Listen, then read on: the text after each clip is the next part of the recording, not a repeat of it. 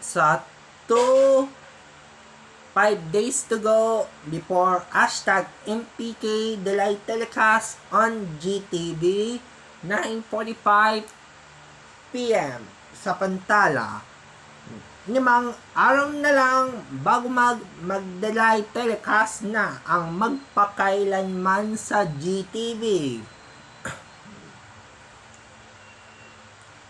Ang magpakailanman ay delay telecast na sa GTV, iniunin ng magpakailanman. Ang MPK ni Melquianco ay pinalabas ang GTV sa 9:45 ng gabi.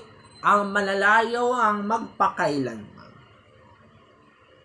Bagaman ay natay na magpakailanman na igagalat sa paghahagot, umanayan at saksabad ng mga elisyo. The passional, the virile, inhumane extraction.